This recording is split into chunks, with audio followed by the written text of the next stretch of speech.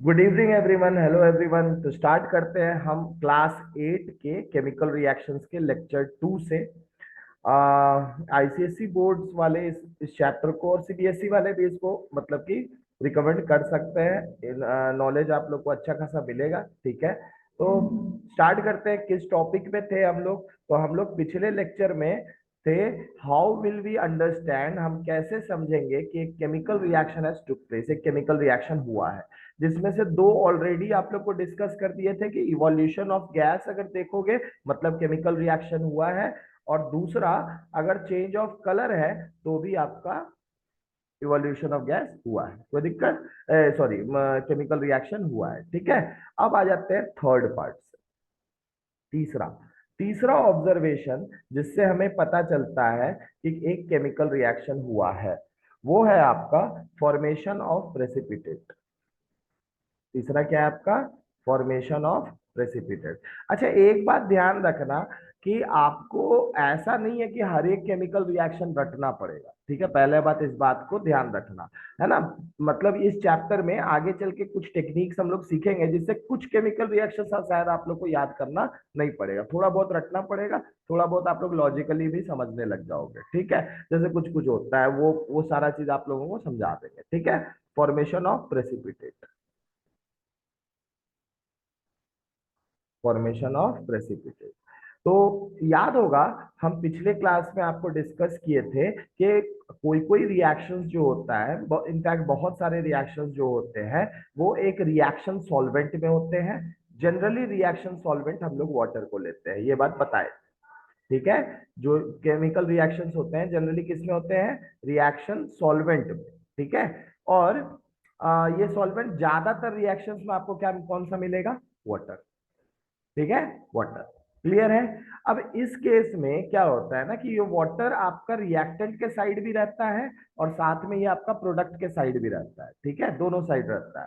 तो दोनों साइड है, इसका मतलब है ना कुछ प्रोडक्ट, कुछ अगर मान लो ऐसा फॉर्म हो रहा है जो कि इस वाटर में डिसॉल्व नहीं हो रहा है, तो उसी को हम लोग प्रेसिपिटेट बोलते हैं। उसको क्या बोलते हैं? प्रेसिपिटेट। तो what is precipitate? The the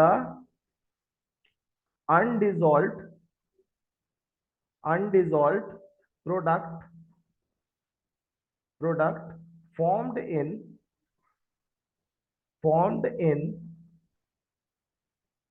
chemical reaction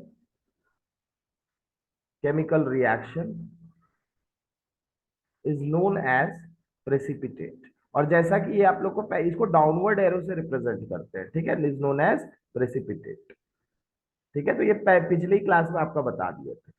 तो कहीं पर भी देखो प्रेसिपिटेट क्या है, नॉर्मल सा बात है, जो चीज डिसॉल्व नहीं होगा। अगर मान लो हम एक टेस्ट ट्यूब लेंगे तो उस टेस्ट ट्यूब में केमिकल रिएक्शन अगर कर रहे हो, ठीक है, मान लो कि तुम रिएक्शन सॉल्वेंट वाटर लिए हो तो इस लेवल तक तुम्हारा तुमको दिख रहा है कि लिक्विड जैसा, तो वो कहाँ फॉर्म होगा? जो प्रेसिपिटेट होगा वो कहाँ फॉर्म तुमको दिखेगा? नॉर्मल सा बात है, डिसॉल्व नहीं हुआ है मतलब कहाँ बैठ जाएगा? नीचे में बैठ जाएगा। इसीलिए इसको डाउनवर्ड एरो से रिप्रेजेंट किया जाता है केमिकल रिएक्शन में, या फिर ब्रैकेट में पीपीटी लिख दिया जाता है। ठीक है, प्रेसिपिटेट बोलने के लिए। समझ में आ गया? तो कुछ एग्जांपल्स देखते हैं, और पहले तो इस बात को भी समझ लो कि फॉर्मेशन ऑफ प्रेसिपिटेट जहां पे दिखेगा मतलब समझ लेना कि कोई ना कोई केमिकल चेंज वहां पे हुआ है, कोई ना कोई केमिकल रिएक्शन वहां पे हुआ है। क्लियर? कोई दिक्कत है इसमें? समझ में आ गया? ठीक है, चलिए आ जाते हैं नेक्स्ट पार्ट में। तो कुछ एग्जांपल्स हम लोग इसमें डील करते हैं। ठीक है, ये टेस्ट ट्यूब का और दिखेगा कहाँ आपको? बॉटम ऑफ टेस्ट ट्यूब में दिखेगा। कहाँ आपको? बॉटम ऑफ टेस्ट ट्यूब में। ठीक है, ये डिसॉल्व नहीं हुआ तो जो चीज डिसॉल्व नहीं होता वो कहाँ दिखता है? नीचे में दिखता है ना, सॉल्वेंट में। ठीक है ना, क्लियर है? चलिए अब एग्जांपल्स इसके देखते हैं।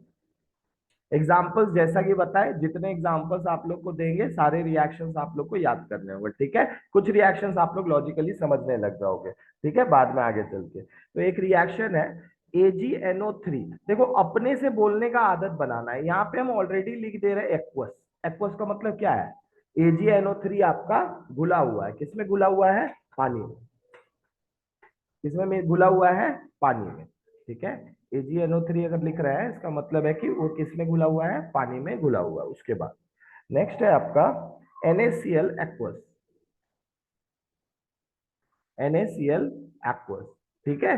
NaCl आपका कैसा है, वो भी आपका एक्वस है। ठीक है, इन दोनों को रिएक्ट कराया गया। बेसिकली इसको कैसे लिए होगे, तो जनरल सोचो, एक टेस्ट ट्यूब लिए, ठीक है, टेस्ट ट्यूब लिए होगे, ठीक है, इसमें एक टेस्ट ट्यूब लिए होगे, इसमें थोड़ा AgNO3 और पानी मिला दिए होगे, ठीक है, फिर एक टेस्ट ट्यूब और लिए होगे, उसमें मिला दिए होगे, या फिर नॉर्मल सा बात है, यही पानी में आप NaCl डाल दो तो केमिकल रिएक्शन होने लग जाएगा।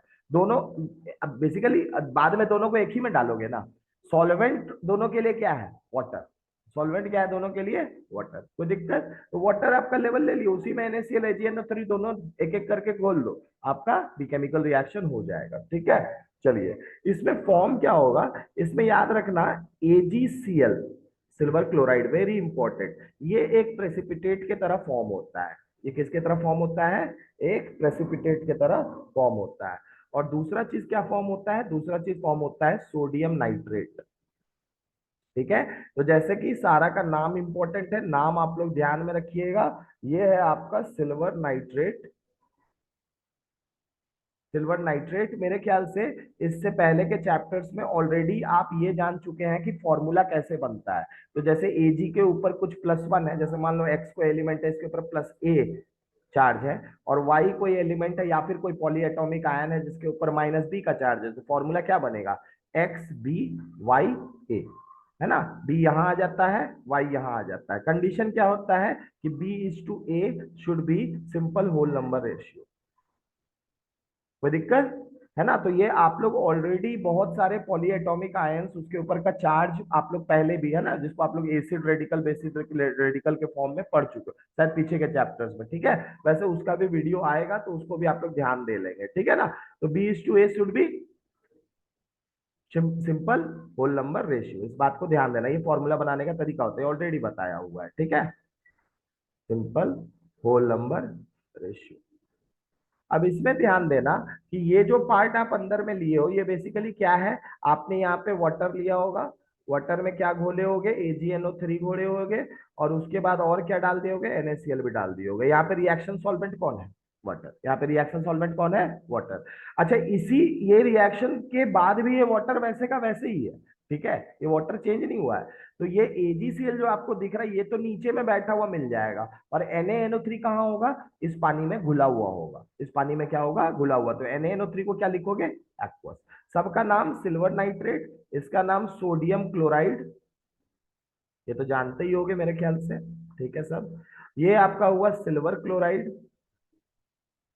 Silver chloride. ठीक है, और ये हुआ आपका सोडियम नाइट्रेट, ये हुआ आपका सोडियम नाइट्रेट। ठीक है, याद रखिएगा यहाँ पे एक चीज इंपॉर्टेंट है, इसका कलर पूछता है, ये कलर व्हाइट कलर का होता है। केमिस्ट्री लैब में अगर आप लोग को रिएक्शन दिखाया गया होगा, नहीं तो जो ना हम एक वीडियो डालेंगे जहाँ पे हम लैब में ये रिएक्शन करके तब आपको दिखा देंगे, AgCl नीचे बैठे रहता है। ठीक है, और इसका कलर क्या होता है बेटा, व्हाइट। मतलब व्हाइट कलर का AgCl कहाँ मिलेगा, नीचे में बैठा हुआ। और बाकी यहाँ पे क्या है, पानी, और पानी में कौन चीज घुला रहेगा, सोडियम नाइट्रेट घुला रहेगा। ठीक है, कोई दिक्कत, समझ में आ गया। और यहाँ पे रिएक्शन सॉल्वेंट क्या है, वाटर है। रिएक्शन सॉल्वेंट क्या है, वाटर है। कोई दिक्कत इसमें, समझ में आ गया।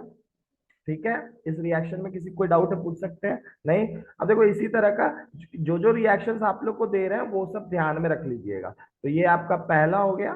ठीक है, इसके बाद एक और केमिकल रिएक्शन आपको सेम में दे देते हैं, बी, है ना, ये आपका हो गया FeSO4। ध्यान देना इस रिएक्शन पे। अच्छा, FeSO4 का सॉल्यूशन का क्या कलर होता है, ये ऑलरेडी बता चुके हैं आप लोगों को पिछले क्लास में। ये क्या है आपका, फेरस सल्फेट।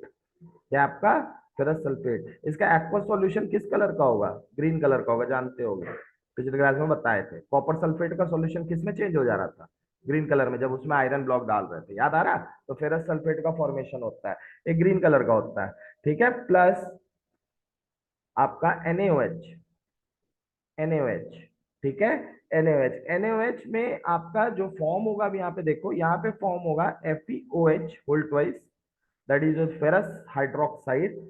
और यही आपका प्रेसिपिटेट की तरफ फॉर्म होगा, किसके तरफ फॉर्म होगा, प्रेसिपिटेट की तरफ फॉर्म होगा। और ये आपका एक ग्रीन कलर का सॉल्यूशन होगा, लेकिन नीचे में ये बैठेगा, ये आपका जो है ना डर्टी ग्रीन होगा। जो प्रेसिपिटेट फॉर्म होगा वो कैसा कलर का होगा, देखो ये ग्रीन कलर का सॉल्यूशन होगा, मतलब नॉर्मल सॉल्यूशन जैसा दिख रहा होगा, हल्का ग्रीन कलर का। और नीचे जो ये बैठेगा उसका कलर क्या होगा, डर्टी ग्रीन होगा। ठीक है, तो ये चीज इंपॉर्टेंट है, डर्टी ग्रीन कलर का प्रेसिपिटेट आपको नीचे बैठा हुआ दिख जाएगा। और नॉर्मल सा बात है, फेरस सल्फेट का एक्वा सॉल्यूशन चेंज होगा तो फिर ग्रीन कलर का सॉल्यूशन आपको नहीं दिख रहा होगा।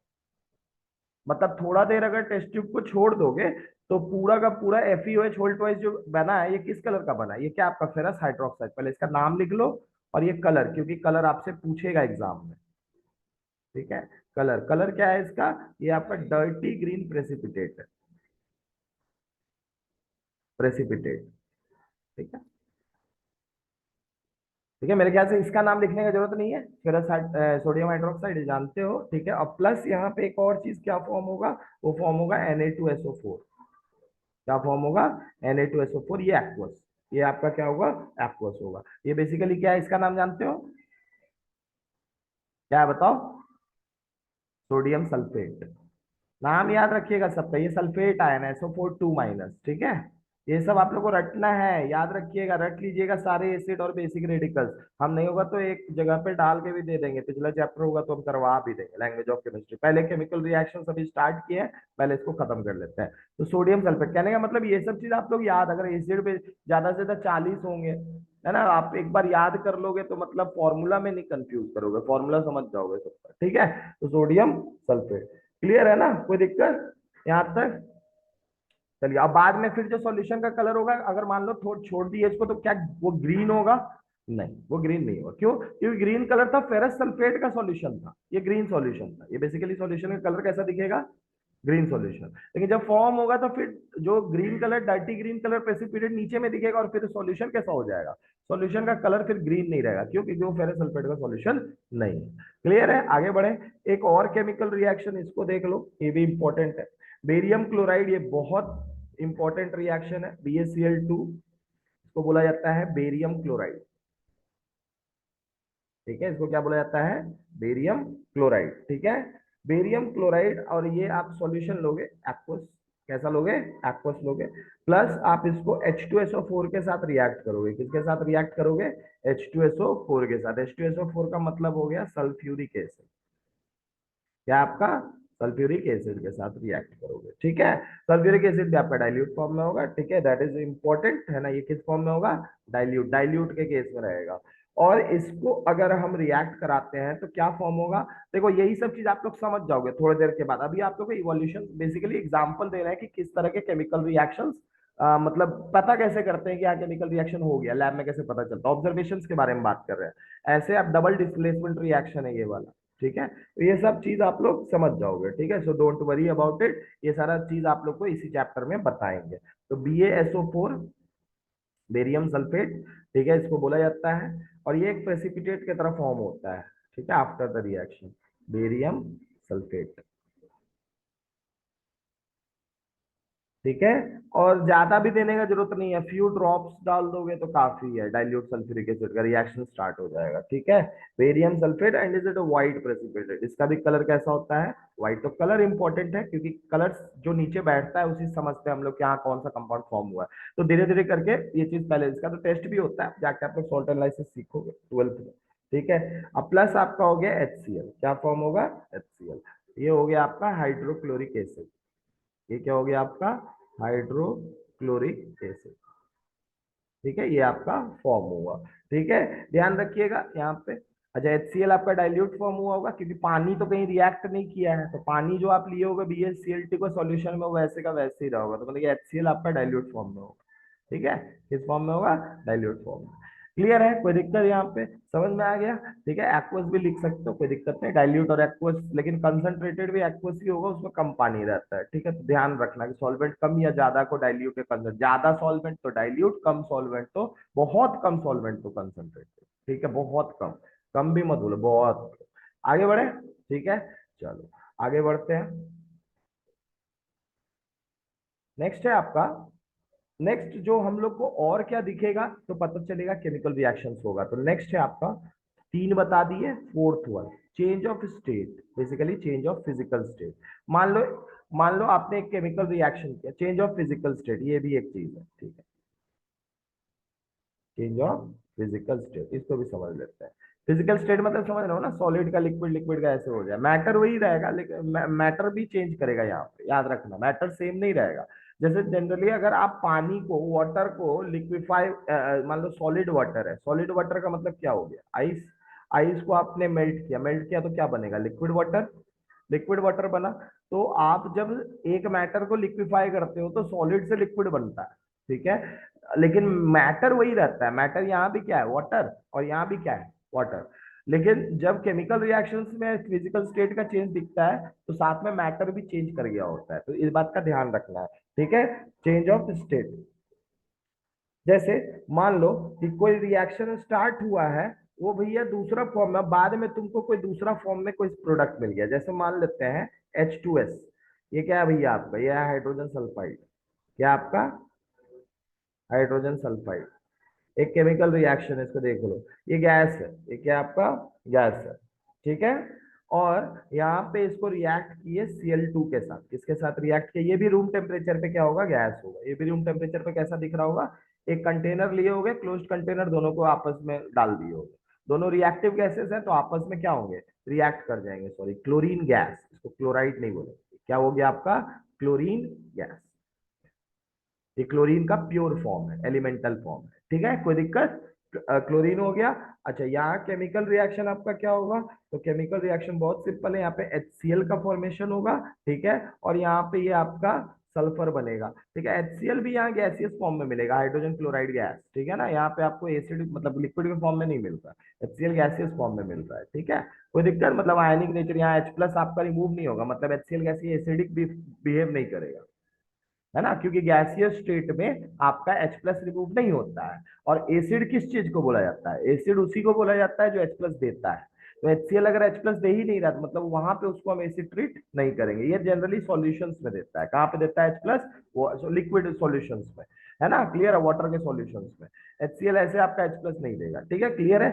HCl गैस और प्लस आपका, हाँ, वाटर में मॉइस्चर है, उस वहां पे अगर के कुछ अगर रिएक्ट कर जाए तो अलग बात है, लेकिन गैसियस फॉर्म में हम प्योरली ले रहे हैं तो नहीं भी करेगा, ठीक है। ठीक है, गैस हो गया। इसके बाद आपका क्या बनेगा, यहाँ पे सल्फर बना, क्या निकला है, सल्फर। ये सल्फर सॉलिड होगा, तो HCl हाइड्रोजन क्लोराइड गैस, इसको याद रखिएगा। दोनों में डिफरेंस है, हाइड्रोक्लोरिक एसिड और हाइड्रोजन क्लोराइड गैस में डिफरेंस है बेटा, याद रखना, ठीक है। ये कोवलेंट होता है गैसियस फॉर्म में, और यही आपका सॉल्यूशंस में आयनिक होता है, ठीक है। तो दोनों डिफरेंट है, ठीक है, डिफरेंटली ट्रीट करना है इसको, ठीक है। और ये सल्फर आपका क्या यहाँ सॉलिड फॉर्म में मिला। तो आप देख रहे हैं केमिकल रिएक्शन स्टार्ट हुआ था तो सारा चीज क्या था, गैस था। प्रोडक्ट भी एक गैस फॉर्म हुआ, लेकिन एक सॉलिड भी फॉर्म हो गया। तो सॉलिड फॉर्म हुआ मतलब नेट आपको स्टेट चेंज दिख रहा है, प्लस मैटर का भी चेंज दिख रहा है, ठीक है। तो इसका मतलब यहाँ पे ये क्या चीज है, क्योंकि ये H2S नहीं है, क्योंकि ये जो चीज फॉर्म हुआ नया वाला, ये इसका प्रॉपर्टी को शो नहीं कर रहा है ना। बाद में ऐसा रिसर्च किया गया, मतलब चेक किया गया, तो पता चला कि मैटर भी चेंज हो चुका है। तो मैटर भी चेंज, मतलब मैटर का चेंज जो है, मतलब कोई केमिकल चेंज या केमिकल रिएक्शंस में स्टेट चेंज भी ऑब्जर्व होता है, ठीक है। जैसे कि यहाँ सल्फर जो फॉर्म हुआ है, ये सल्फर आपका किस स्टेट में फॉर्म हुआ है, सॉलिड स्टेट में फॉर्म हुआ है। कोई दिक्कत, समझ में आ गया, आगे बढ़े, ठीक है। चलिए, इसी तरीके का एक और केमिकल रिएक्शन है, इसको भी समझ लो। अच्छा, ये याद रखना, ये इंपॉर्टेंट है, सल्फर का कलर भी आपको येलो दिखेगा। तो नॉर्मल सा बात है, कलर भी चेंज हो गया, इसका मतलब आपका केमिकल चेंज है, फिजिकल चेंज नहीं है ना। यहाँ से भी ओमिट कर सकते हैं इस चीज, कोई दिक्कत, क्लियर है। सल्फर आपको कैसा होता है, येलो सॉलिड होता है, क्या होता है, yellow solid, that is important, ठीक है, इस बात को याद रखिएगा। चलिए आगे बढ़े। अब फोर्थ का ये पहला एग्जांपल था, फोर्थ पर्टिकुलर सिचुएशन का एक और एग्जांपल ले लो, इसी तरीके का केस का एक और एग्जांपल है। जैसे मान लेते हैं हम अमोनिया ले, ठीक है, अमोनिया ले।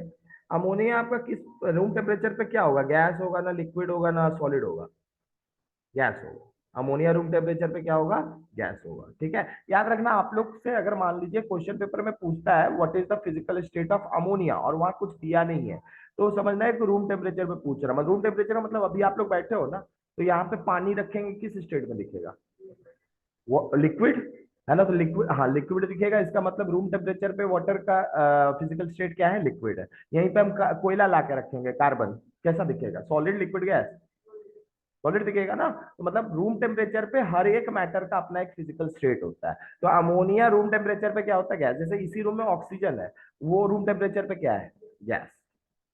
कोई दिक्कत, क्लियर है। तो अमोनिया आपका रूम टेम्परेचर, तो बेसिकली जो हम लोग बताते हैं कोई भी चीज वो किसी पर्टिकुलर टेम्परेचर पे बताते हैं। अगर मान लो वो चीज आपको नहीं दिया हुआ है, कहीं पे लिखा हुआ है बस खाली कि वो ये होगा, तो समझ लेना है कि रूम टेम्परेचर के बारे में बात हो रहा है।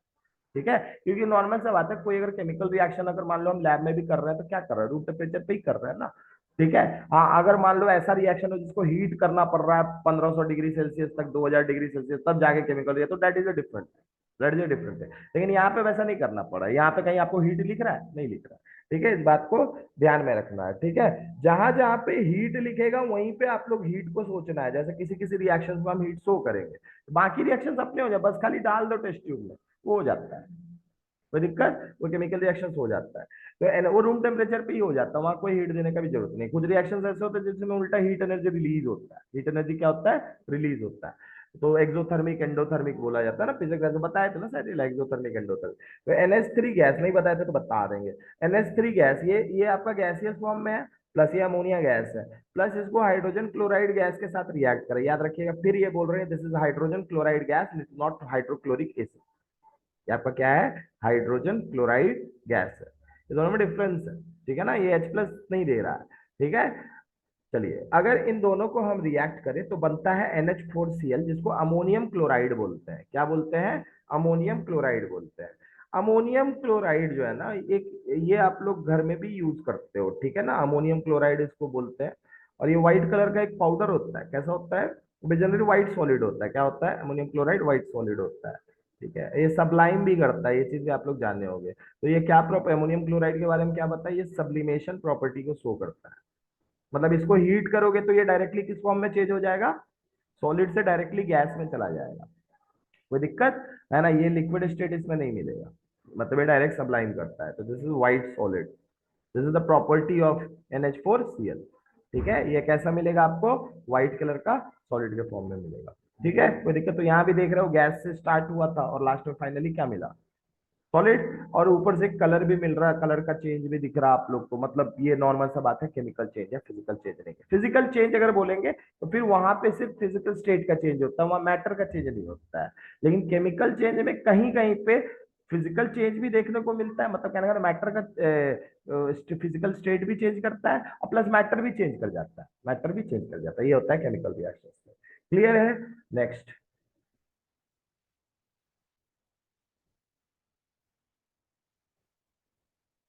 नेक्स्ट आपका है, that is your fifth one, और एक पर्टिकुलर चेंज जिससे हमें समझ में आ जाता है कि भैया केमिकल रिएक्शन हुआ है, और वो है चेंज इन एनर्जी। वो क्या है आपका, change in energy, change in energy. और ये ऑलरेडी बता चुके हैं आप लोग को, है ना। कोई कोई केमिकल रिएक्शन होता है जिसको एक्सोथर्मिक केमिकल रिएक्शन के नाम से हम लोग जानते हैं, एक्सोथर्मिक रिएक्शन। इसमें क्या होता है, ये रिएक्शंस में आपका हीट एनर्जी रिलीज होता है, energy is release, energy is release. ठीक है, और एक होता है एंडोथर्मिक रिएक्शन। तो दो तरह के केमिकल रिएक्शन बता रहे हैं in the terms of energy. एक आपका होता है एंडोथर्मिक रिएक्शन। ठीक है, इसमें आपका ये रिएक्शंस में एनर्जी देना पड़ता है, मतलब हीट करोगे तब केमिकल रिएक्शन। तो एनर्जी क्या होता है, एब्जॉर्ब होता है ना। जो आपका सब्सटेंस है वो एनर्जी क्या कर रहे होंगे, एब्जॉर्ब कर रहे होंगे। और इसमें जो केमिकल रिएक्शंस में सब्सटेंस एक्सोथर्मिक में यूज करोगे वो एनर्जी को क्या कर रहे होंगे, रिलीज कर रहे होंगे। कोई दिक्कत, जैसे कि नॉर्मल से बात है, कोयला को जलाओगे तो जलने के बाद कोयला हीट देता है ना भाई, बगल में बैठे रहोगे तो क्या होगा, लगता है ना। तो combustion reactions are generally exothermic in nature. ये एक एग्जांपल आप इसका याद रख सकते हो। कंबशन रिएक्शंस कैसे होते हैं, एक्सोथर्मिक नेचर के होते हैं। तो एनर्जी इज एब्जॉर्ब, ये एक बहुत इंपॉर्टेंट बता रहे हैं, इस चीज को ध्यान में रखना है। ठीक है, एक्सोथर्मिक रिएक्शंस आपके क्या होते हैं, इसका एक बहुत अच्छा एग्जांपल है, combustion reactions are generally exothermic. Generally क्या होते हैं, combustion reactions are exothermic in nature. मेरे ख्याल से कंबशन रिएक्शन जानते ही होंगे किसको बोलते हैं कंबशन में, नहीं जानते होगे तो वो शायद होगा इस चैप्टर में, केमिकल रिएक्शंस में देखेंगे, बाद में बताएंगे। ठीक है, कंबशन रिएक्शंस कहने का मतलब किसी चीज को जलाना in the presence of oxygen. Combustion reaction क्या मतलब हुआ, आज कंबशन रिएक्शंस आर एक्सोथर्मिक। ठीक है। अब कंबशन रिएक्शंस किसको बोलते हैं? बर्निंग, हाँ, burning in the presence of oxygen, burning in the presence of oxygen, of oxygen, इसी को बोलते हैं कंबशन। इसे क्या बोला जाता है? कंबशन। ठीक है, तो मतलब वो सब्सटेंस आपका O2 के साथ रिएक्ट करके कुछ बनाता है, वहां पे केमिकल चेंज भी होता है, और उस तरह के रिएक्शन सारे एक्सोथर्मिक होते हैं। क्या होते हैं? एक्सोथर्मिक होते हैं। ठीक है। जैसे आप इसमें बहुत बर्निंग ऑफ फ्यूल सोच लो, फ्यूल भी जलाते हैं तो फ्यूल में बहुत सारे, जैसे ब्यूटेन हो गया, प्रोपेन हो गया, सब चीज रहता है, तो वो सब क्या होता है? बर्न होता है। वो सब क्या होता है आपका? बर्न होता है। पेट्रोल वेट्रोल में ये यही सब कंपोनेंट्स होते हैं पेट्रोल के। तो बर्न होता है तो बहुत ज्यादा अमाउंट में एनर्जी देता है, और उसी एनर्जी में थोड़ा एनर्जी यूज होता है गाड़ी का मोटर चलने में, तो जाके गाड़ी रन होता है। कोई दिक्कत? तो एनर्जी दे रहा है तब ना यूज हो रहा है, तो इस तरीके से समझ सकते हो। These are exothermic reactions. ठीक है, क्लियर है? अब ये कैसे होगा, तो ये भी याद रखिएगा। इसका एग्जांपल एक एंडोथर्मिक का आपको दे देते हैं, जो बहुत फेमस एग्जांपल है, that is decomposition of calcium carbonate. Calcium carbonate एक सॉलिड होता है, इसको जब हीट करते हैं, बहुत अच्छा खासा टेम्परेचर देना पड़ता है, इसको गर्म करना पड़ता है, तो ये आपका कैल्शियम ऑक्साइड देता है, और प्लस आपका O2 देता है, ऑक्सीजन गैस निकलता है इससे। ठीक है, तो ये आपका कैल्शियम ऑक्साइड बना। क्या बना यहाँ पे? Calcium oxide. ठीक है, कैल्शियम ऑक्साइड। ठीक है ना। और ये आपका क्या है? This is your calcium carbonate.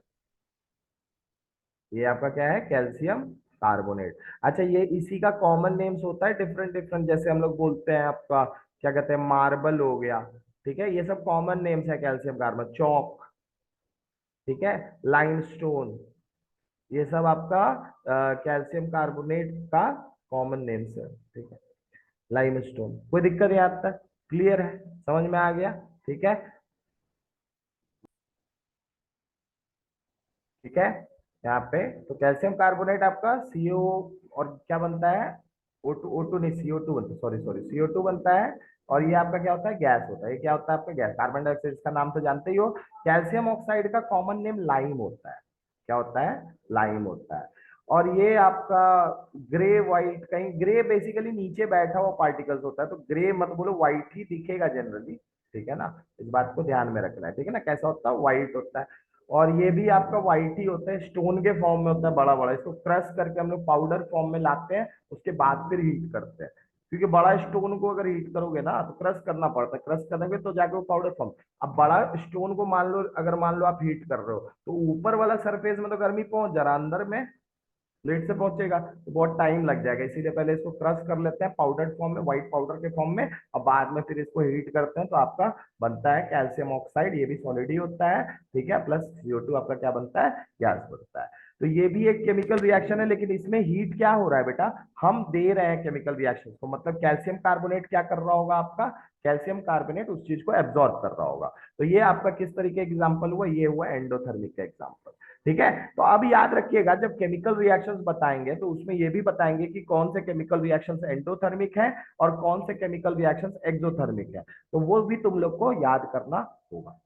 Clear? यहाँ तक समझ में आ गया सबको? आगे बढ़े, यहाँ तक कोई डाउट नहीं? तो यही पांच ऑब्जर्वेशंस हैं जिसके थ्रू हम लोग समझते हैं कि एक केमिकल रिएक्शन हुआ। ठीक है, अब नेक्स्ट है conditions necessary, important conditions, basically आप बोल सकते हो इंपॉर्टेंट कंडीशंस। नेक्स्ट टॉपिक है important conditions necessary for chemical reaction. ठीक है, conditions necessary, necessary for chemical reaction.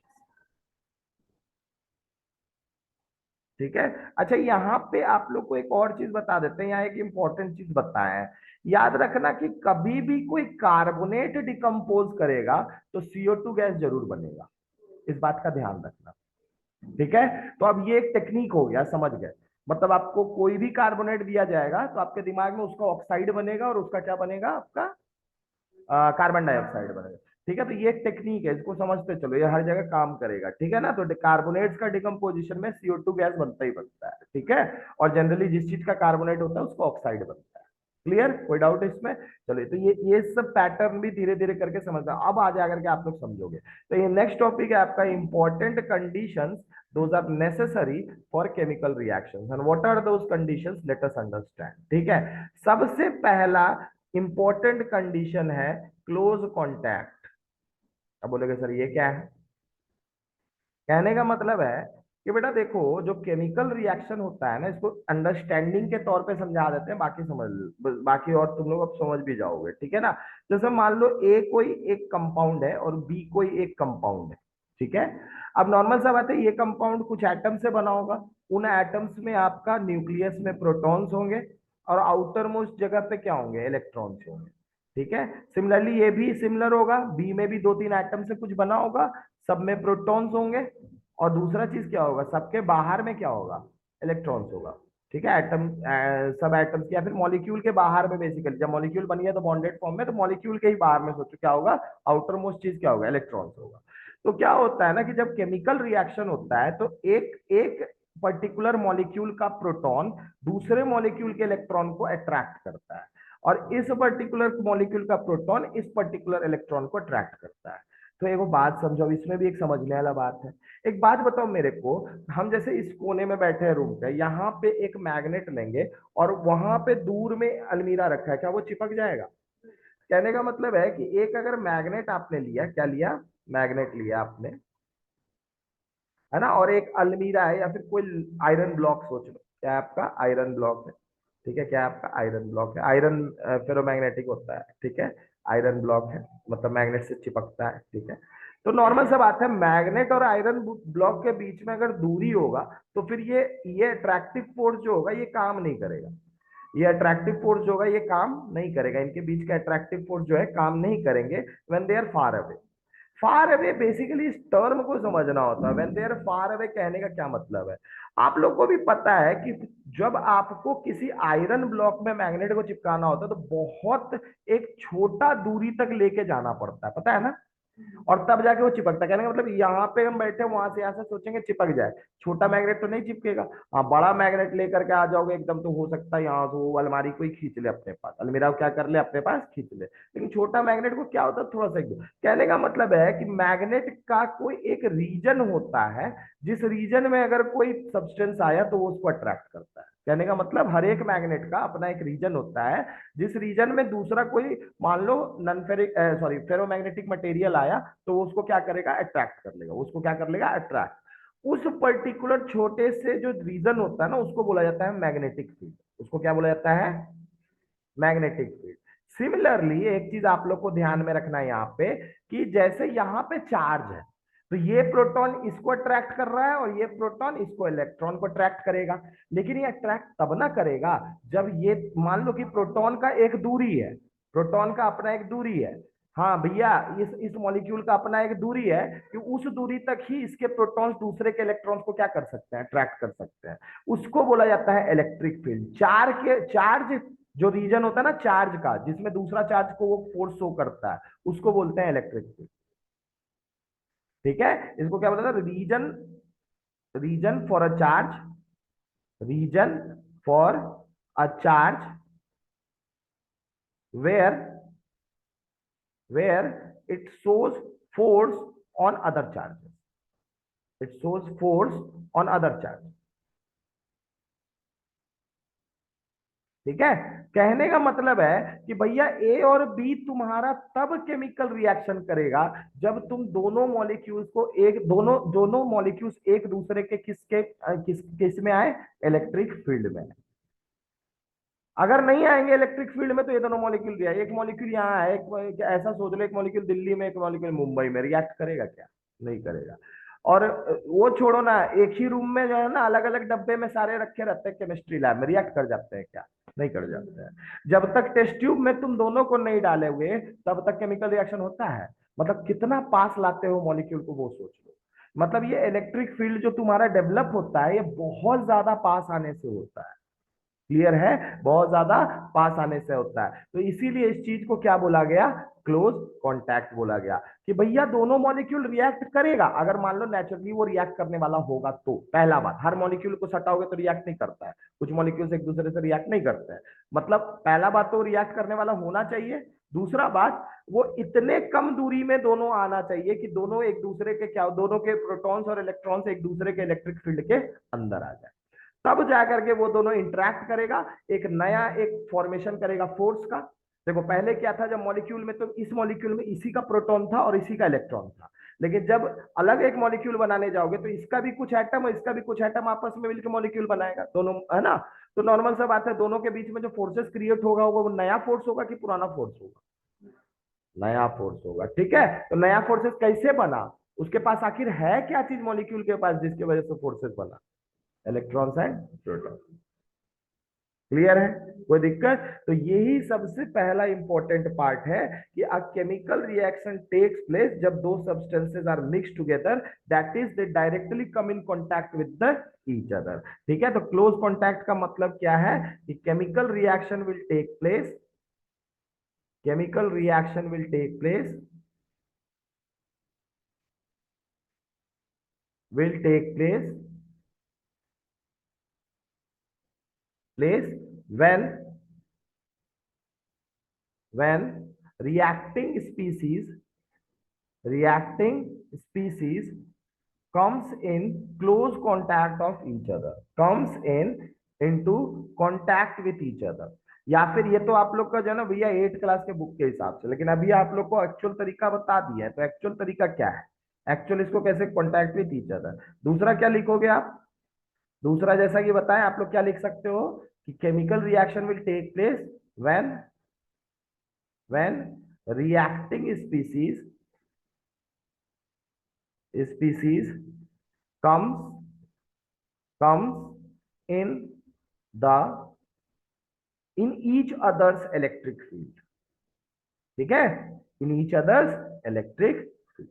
कोई दिक्कत, समझ में आया, थोड़ा एडवांस्ड वे में हो गया जो आप लोग जनरली अभी नहीं उतना ध्यान से, लेकिन इसको 11th के बाद, टेंथ टेंथ में भी बोलो थोड़ा। टेंथ क्या तुम लोग 8 समझा रहे हैं, अरे भाई देखो जो जेई का तैयारी करता हो जो है ना 9 10 से लग जाता है, सही बात बोला जाए तो। 11th से भी लगोगे तो जेई हो जाएगा, लेकिन गाइडेंस प्रॉपर मिलना चाहिए, मेहनत प्रॉपर होना चाहिए। कहने का मतलब ये है, ऐसे नहीं होगा जेई एडवांस बोलोगे तो और मेहनत को कर लो आप, थोड़ा बढ़ाना पड़ेगा। ठीक है, तो कहने का मतलब आप नीट के लिए जी का लेवल सेम है, जेई मेंस का लेवल सेम है, जी एडवांस का लेवल थोड़ा ऊपर। कोई दिक्कत, जी एडवांस का लेवल थोड़ा ऊपर है, थोड़ा नहीं है, मतलब है ऊपर, मतलब ऐसा नहीं कुछ अलग पढ़ना है। उसी पर्टिकुलर सिलेबस में आप लोग को थोड़ा क्वेश्चंस अलग से जानना होगा, मतलब क्वेश्चंस अच्छा लेवल पे, उसमें आपका डीप थिंकिंग टेस्ट होगा कि हाँ कितना अच्छा आप कंसेप्ट को समझे हैं। बोर्ड्स उतना नहीं चेक करेगा, ठीक है, जेई मेंस भी उतना नहीं करेगा, लेकिन जेई मेंस बोर्ड से बहुत ज्यादा करेगा, और फिर उससे ज्यादा करेगा आपका जेई एडवांस। जेई मेंस और नीट का लेवल से, नीट जानते हो ना, एम्स मेडिकल कॉलेज, ठीक है, अच्छे अच्छे मेडिकल कॉलेज को पहुंचने के लिए अच्छे जगह पे। ठीक है, और इसके बारे में एक आप लोग को बताएंगे भी, कैरियर गाइडेंस करके एक हम निकालेंगे 10th क्लास के बाद, जिससे बच्चे कम से कम अवेयर हो सके। 8 क्लास से अवेयर हो जाओगे तो अच्छा रहेगा। ठीक है, करियर गाइडेंस आप लोग को मिल जाएगा। ठीक है ना, तो when reacting species comes in each others electric field, तब जाकर के एक केमिकल रिएक्शन होता है। और ये भैया इलेक्ट्रिक फील्ड का जो रीजन होता है ना दोनों मॉलिक्यूल्स का, मतलब जितने रिएक्टिंग स्पीसीज होंगे, बहुत छोटा सा रीजन होता है, बहुत छोटा सा रीजन होता है। तो मतलब इसीलिए बोला जाता है कि आप दूसरे टर्म्स में बोल सकते हो इनटू कॉन्टैक्ट, या फिर basically close contact with each other. Clear है, समझ में आ गया इतना पार्ट। किसी कोई डाउट है इसमें, कोई डाउट है यहाँ इस पर्टिकुलर टॉपिक में, पूछ सकते हो। चले आगे बढ़े तब। ठीक है, दूसरा नेसेसरी कंडीशन, पहला नेसेसरी कंडीशन था क्लोज कॉन्टैक्ट, किसका किसका, तुम लोग बताओ जल्दी से, किसका क्लोज कॉन्टैक्ट, इलेक्ट्रॉन प्रोटॉन किसका जी, रिएक्ट कौन आने चाहिए एक दूसरे क्लोज कॉन्टैक्ट में, हाँ रिएक्टिंग स्पीसीज। कोई दिक्कत, रिएक्टिंग स्पीसीज कहाँ आने चाहिए, आपके क्लोज कांटेक्ट में आने चाहिए। कोई दिक्कत। अब आ जाते हैं नेक्स्ट इंपॉर्टेंट नेसेसरी कंडीशंस क्या है, ठीक है, उसको जान लेते हैं। ठीक है, तो आपका नेक्स्ट है आपका attraction, attraction in the physical state of the reactor. ठीक है, attraction in the physical state of the reaction.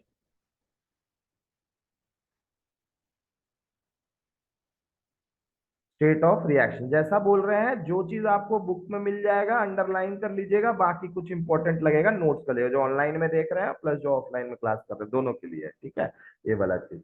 तो attraction in the physical state of the reaction, physical state of the reactant, sorry, physical state of the reactants, ठीक है, reactants, ठीक है, generally through solutions होगा ये कब होगा, normal through solutions कह दिया मतलब क्या है, यहाँ पे रिएक्शन सॉल्वेंट होगा।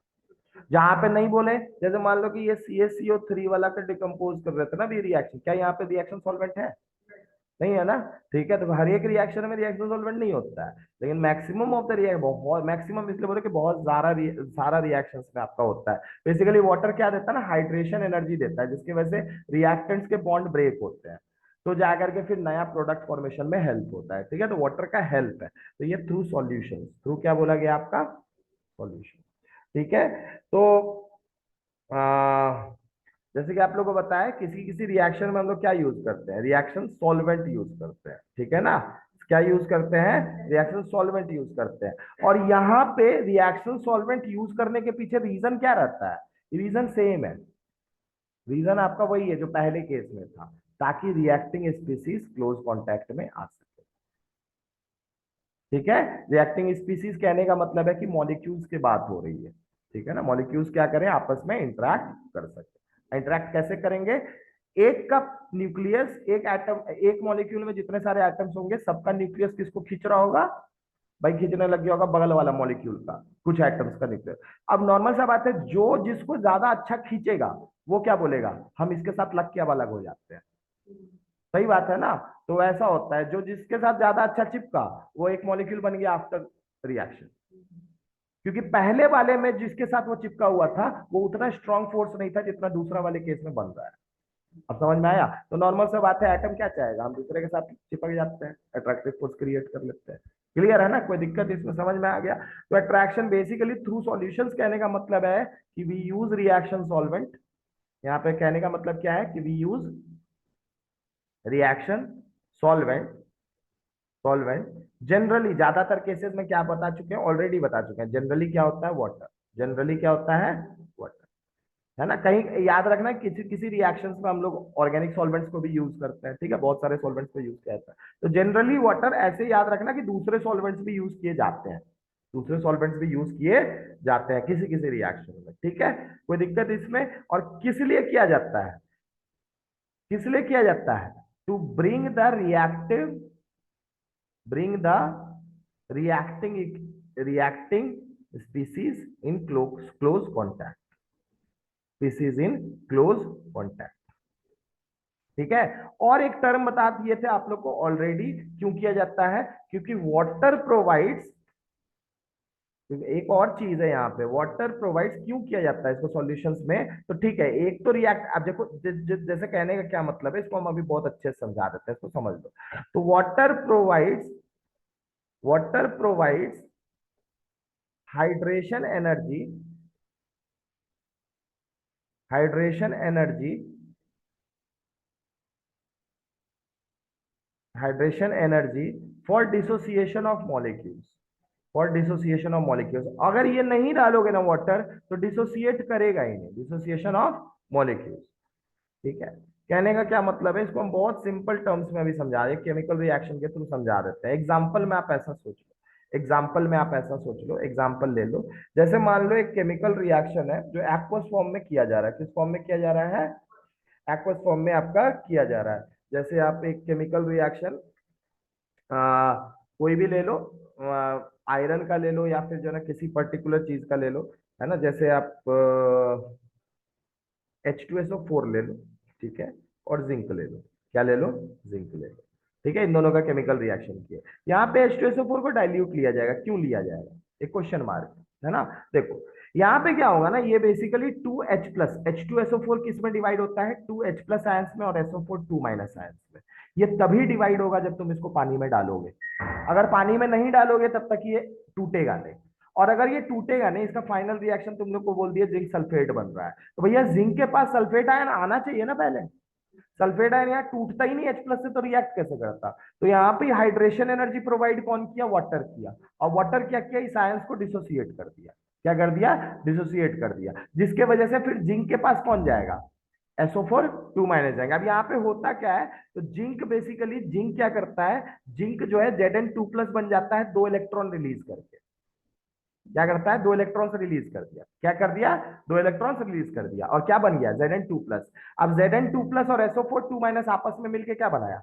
Zinc sulphate, ZnSO4। कोई दिक्कत? और प्लस यहाँ पे हाइड्रोजन गैस इवॉल्व होता है। क्या होता है आपका? Hydrogen gas. तो एक बात बताओ, कितने H+ एटम्स है? 2। और कितने इलेक्ट्रॉन यहाँ से रिलीज हुए हैं? 2। तो दोनों अगर जो है ना एक एक इलेक्ट्रॉन गेन कर लिया, तो 2 हाइड्रोजन एटम बना। और 2 हाइड्रोजन एटम अगर आपस में क्लोज कांटेक्ट में आएगा तो क्या बना देगा? H2 मॉलिक्यूल बना देगा। कोई दिक्कत? तो यहाँ पे देखो आपका H2 मॉलिक्यूल बनकर तैयार हो रहा है गैसेस से। क्लियर है ना? तो एक केमिकल रिएक्शन होने में हेल्प कर रहा है वाटर, सिर्फ क्लोज कांटेक्ट में लाना नहीं है उसको, है ना? तो आपके बुक में क्लोज कांटेक्ट में लिया, लेकिन मेन चीज वो कर रहा है, क्या कर रहा है, बहुत इंपॉर्टेंट, वो आयंस को डिसोसिएट कर रहा है। अगर ये SO4 2 माइनस हटता ही नहीं, तो क्या ये जिंक के साथ रिएक्ट करता? नहीं करता ना, क्योंकि ये तो खुद लगा हुआ है H2 के साथ। क्लियर हो गया ना? तो आप समझ में आया कि reaction solvent is not just bringing the reacting species closer, but also providing the hydration energy for the dissociation of ions, molecules into ions, है ना? बेसिकली मॉलिक्यूल बोलना गलत होता है, लेकिन अभी चलो अभी इसी फॉर्म में जान लो, इनटू आयंस। कोई दिक्कत? ताकि एक का आयन दूसरे के आयन से क्या कर सके? रिएक्ट कर सके। कोई दिक्कत? और आयंस तो खुद ही चार्ज पार्टिकल होते हैं, तो नॉर्मल सा बात है, वो तो फोर्स शो करेंगे। ठीक है? लेकिन भैया हाइड्रेशन एनर्जी कौन प्रोवाइड करता है? वाटर प्रोवाइड करता है। कोई दिक्कत आप लोग को? क्लियर हो गया मेरे ख्याल से, इतना बात समझ में आ गया। ठीक है? कोई दिक्कत? और बता दें कि नेक्स्ट क्लास में क्या किया जाए, बोलो। नेक्स्ट क्लास, हाँ हो गया आज के लिए काफी। ठीक है, तो आज रहने देते हैं यहाँ तक, मिलते हैं लेक्चर 3 में, मिलेंगे नेक्स्ट पर्टिकुलर लेक्चर में। Thank you everyone, bye bye, love you.